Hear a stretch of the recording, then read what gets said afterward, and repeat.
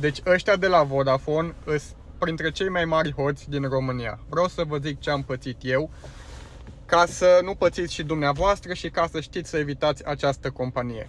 Bun. Noi, toată familia, avem la Vodafone internet și telefonie și televiziune, așa.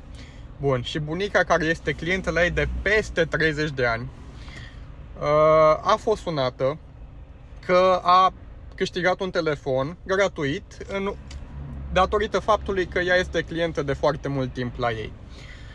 Toate bune, a venit telefonul și când colo, acel telefon a venit la pachet cu un abonament aproape dublu decât cel pe care ea îl avea.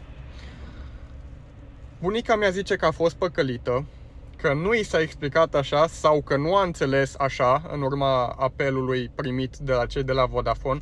Eu am făcut mai multe sesizări care au rămas nesoluționate. În orice caz, și dacă i s-a explicat și dacă nu i s-a explicat, ea nu a înțeles și mi se pare total imoral să faci astfel de apeluri la persoane în vârstă care nici măcar nu au ce să înțeleagă sau cum să înțeleagă ceea ce le explici tu, că nu e ca și cum mă sun pe mine. Am sunat de mai multe ori, atenție, cu cost suplimentar la cei de la Vodafone. Am fost în magazine Vodafone doar ca să îmi spună că ei nu au ce să facă, totul a fost perfect legal, bunica mea a acceptat noul contract și că asta este, trebuie să rămânem așa pentru că altceva nu o putem face. Sau să plătim o taxă foarte mare, aproape de 300 de euro, ca să renunțăm la abonament.